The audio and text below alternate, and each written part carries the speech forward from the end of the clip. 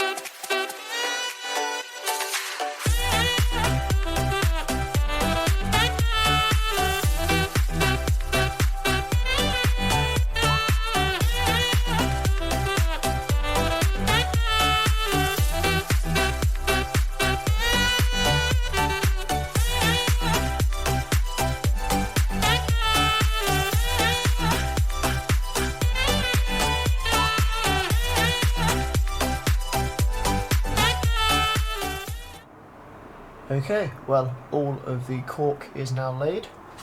It is ready for track, and I have started to do some track laying.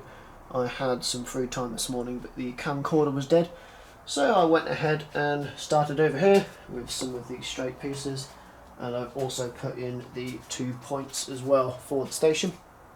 I'm not going to bother with point motors on this layout, just a little bit of extra work which I can't really be bothered with. I'm not too fussed about just reaching over anyway and changing them. So that's all been fitted. Also wired them all in to these, see the dropper wires down here. What I've done is I've taken a cluster of tracks and I'll wire them onto these copper strips, which is just made of copper tape, and then that is then wired into the main DCC bus wire, which is inside the trunking. So we do in fact have a train which is ready to run.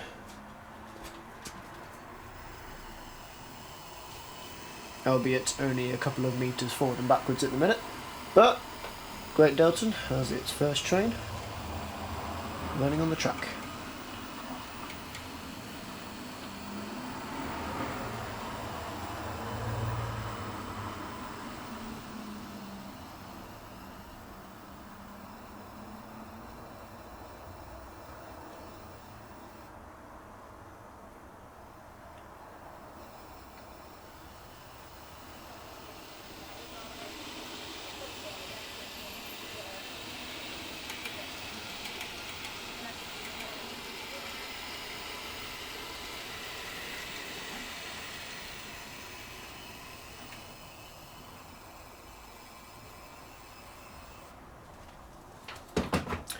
I've decided to put the dropper wires underneath the track this time as opposed to at the side, just to hide that horrible bit of soldering as I have done on previous layouts.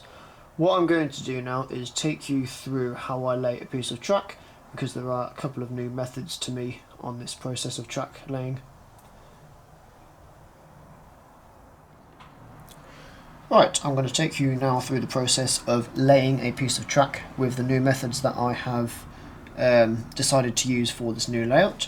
And we're going to start by laying this track here, which will be for platform 2 in the terminus. First thing I'm going to do is pop a couple of fish plates on here after I cut off the end of the sleeper there, just to ensure the fish plates go on fully. Let's do that with a scalpel. Fish plates I'm using are conductive, but I could use insulated if I wanted to.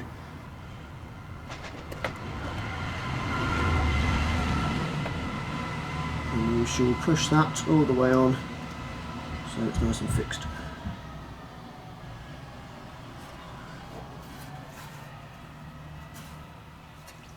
Right, this is going to be a straight platform, so what I'm going to do is get a steel rule and just ensure that it is completely straight.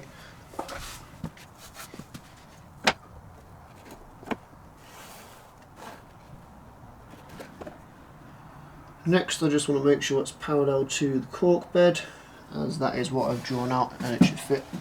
Just going to take a quick look down it to make sure that it blends nicely in with the curvature of the point. And then I'm going to take a pen and I'm going to mark out where I need to drill the 2 holes for the dropper wires.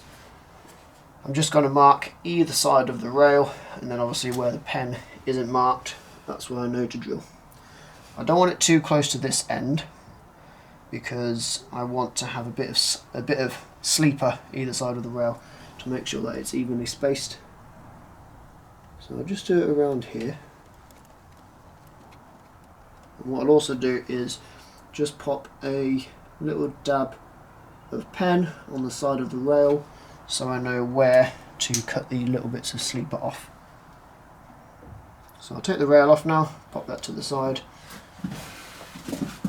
and then you can just see where I've marked the hole, or where the hole should be, there on the cork. So I'll drill the 2 holes now, and to do that I'm just going to use a 2mm drill bit going straight through the cork bed and through the baseboard.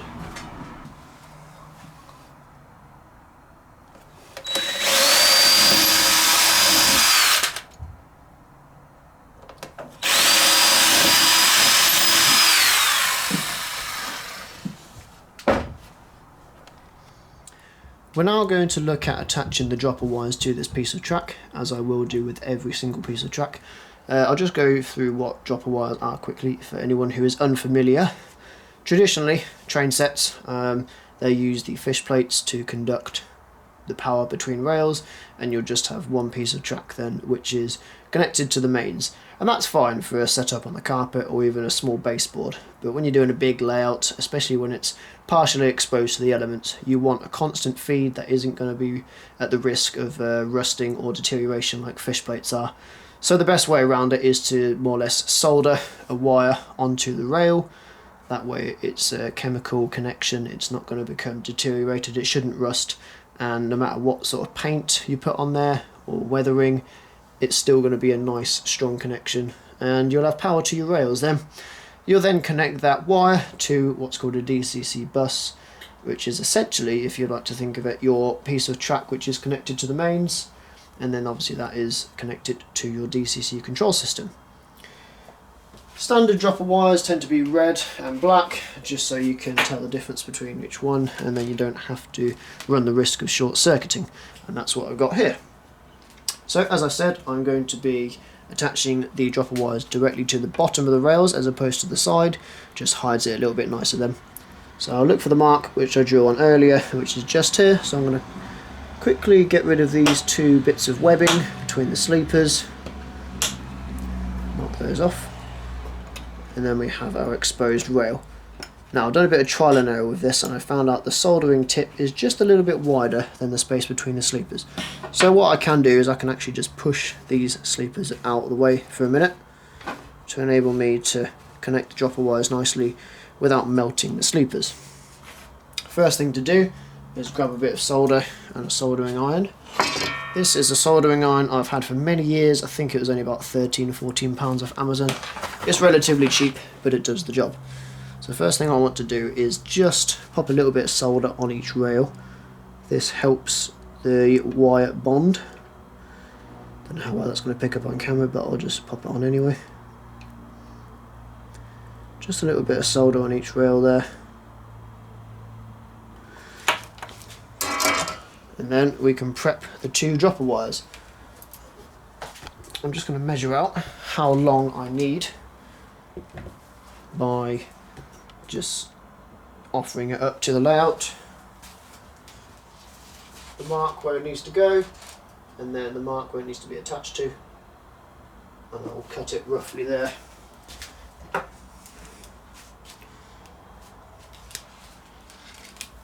I'll do the same with the black because they're going to be more or less the same length.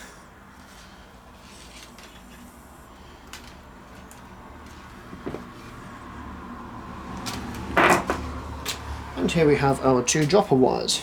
So now the thing I need to do is prepare the ends of them. And to do that, we'll just strip a little bit off. Tiny bit, I'm talking about 2mm maybe. Pop that in the helping hand. Do the same with the black. Pop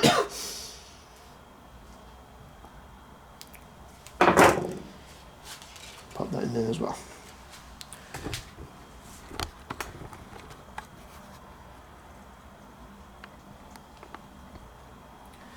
We will then just do a method called tinning, where we literally coat the ends with solder on each one. Now what I'm going to do now is strip back a tiny bit more insulation and leave that copper exposed. And what that does is allow this dropper wire to bend a bit easier because it won't have that insulation on, adding to the rigidity of it. Do the same with the black.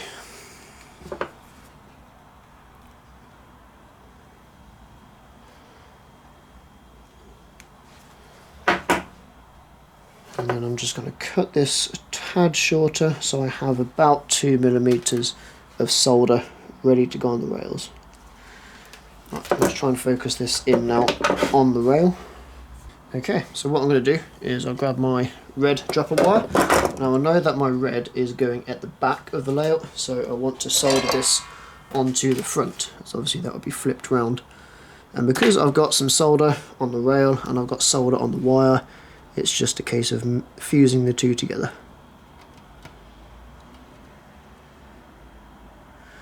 Without melting the sleeper.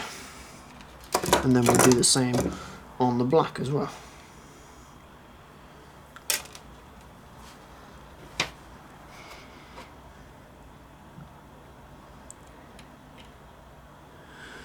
The last job I need to do is just bend them upwards so that they sit at a nice right angle, and then I can move the sleepers back.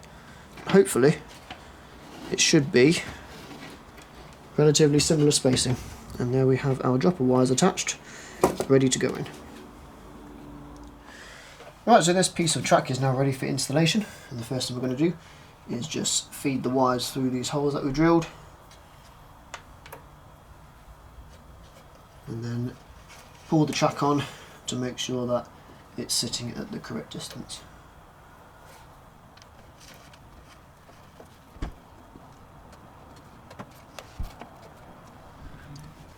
Right, so that's pretty good. There's a small gap here, but I'm not too fussed about that because these rails do expand in the summer, so I'm always trying to leave a little bit of a gap for the expansion of the thermal properties of the rail.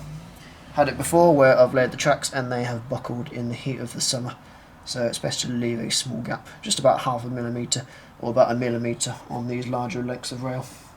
So this is ready to be installed now, and I'm not using track pins this time, I'm using glue.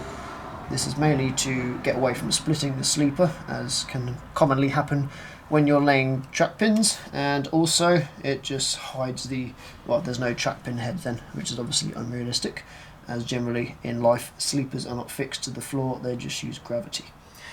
So I'll take this off, lay some glue, and then we'll lay this track permanently. Glue also allows for a little bit of adjustment as it's drying as well, so you can get the perfect shape of the rail and the way it sits. So far it's gone pretty well, and to do that I'm using Gorilla Glue.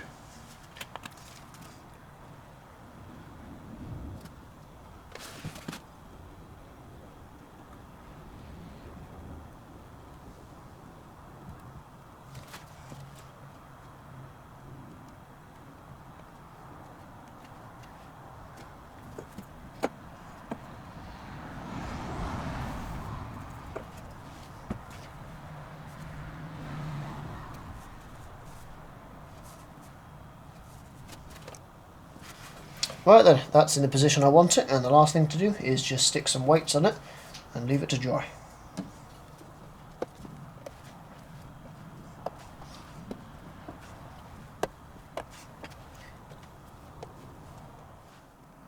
And there we have our nicely laid piece of track, and no dropper wires are nearly as visible as they are having been soldered onto the side of the track. So let's try and focus that. So yeah, the technique works pretty well. I'm going to go now and get on with laying the other two sidings, and then I will also lay it up to the curve, where we'll be doing something slightly different because I want to super elevate the curves. So I'll talk about that when we get over there, but for now I just got on and lay these last two sidings. Okay, we are now going to move on to the curve. This is the main curve that builds up the branch line. Most of it's pretty straight up until here. There will be a U-turn further along the line, but that's not the focus point of this video. And with all of my curves that I do, I like to have them super elevated. I think it just adds a little bit of realism. It's great for photographs, and I don't know if it causes any less wear and tear on the train being such a small scale, but yeah, there's there for the realism, and it just looks pretty good. It's not too difficult to do either. What I've got here on the in front of the camera is some 0.5mm thick card, and then I've also got some 1mm thick card, and what I'll do is I'll cut it up into tiny strips and literally just line one side of where the sleepers are going to go with this card. The 0.5 thickness will be leading into the curve, and then the 1mm thickness will be for the curve itself. I'll stick it down with some glue, probably super glue, or what I've been using for the track, Gorilla Glue, and then the track will go on top of it then. And when it's weighted down, as it's drying, it will dry at a nice slant. So what I'll do is I'll get on and stick all the card down. I can't lay the track at the minute because I've used all of the weights for the straight sections which are drying. But I can get this down, and hopefully that's then ready to receive some track.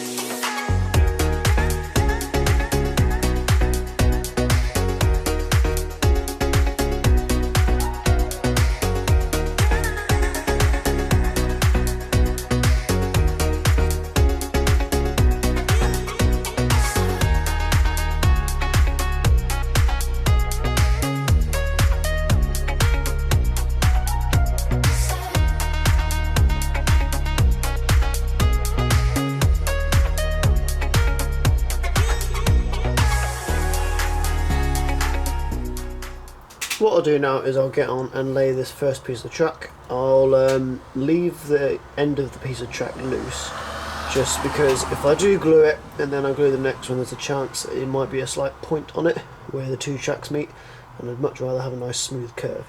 So when I come to glue the next piece of track on, that's when I can fasten the end of this one. I haven't got much battery left on the camera and I would like to get this done, so I'm just going to go ahead and do it, and then you should be able to see the finished result fairly soon then.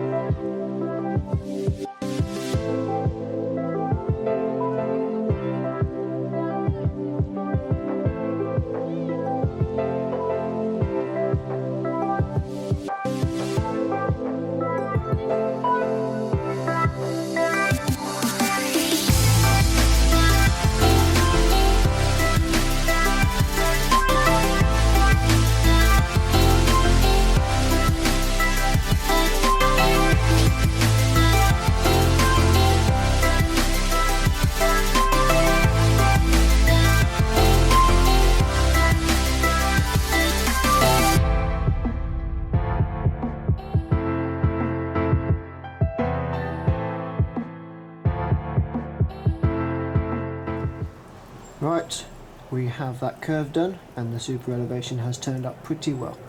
That's going to add for some lovely realism and some lovely photo opportunities as well. Right, the only job left to do now is to fill in the gaps where all of the flexi track meets one another. Obviously you need to chop the sleepers off to get the fish boats on. So I've got a few of these little areas to fill in, and I'm just going to use this off-cut piece of track here to steal the sleepers from.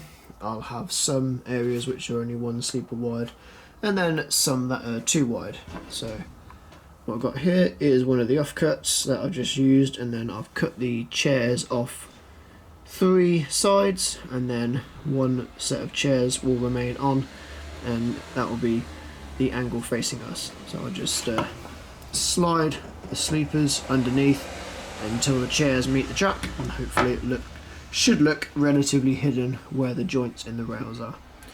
So I'll get on with this now, and then that'll be finished. We'll run a train and that'll be the end of the video.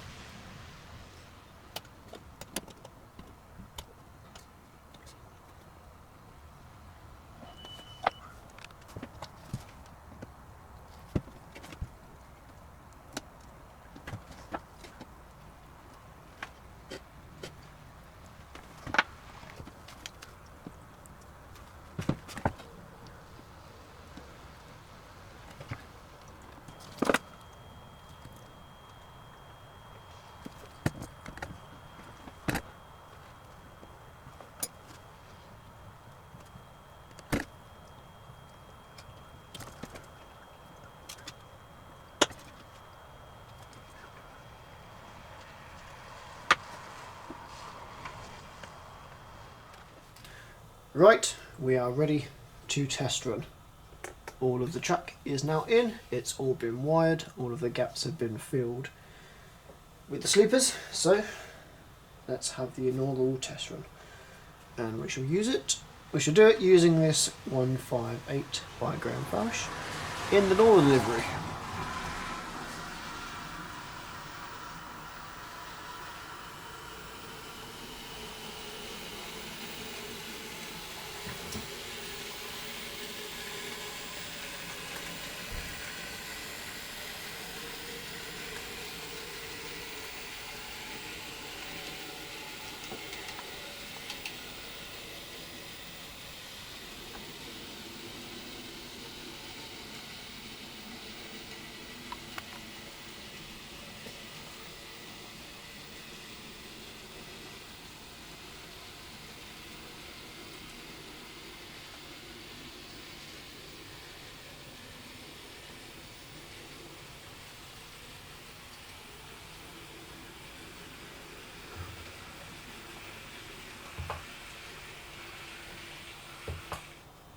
Lovely. Right, that brings us to the end of this video. Finally got some track down, finally got a train running on the new Great Deltan Mark III, or Mark 3.5 if you count the temporary layout. In the next video we're going to be focusing on the first part of the scenery, which will be the track detailing. That will be two parts, either in one video or in two separate videos, because we'll have the pre-embedded stuff in the ballast and then we'll also have the detailing which sits on top of the ballast, but that will be the focus of the next video. So thank you for watching, and I will be back again soon. Bye bye.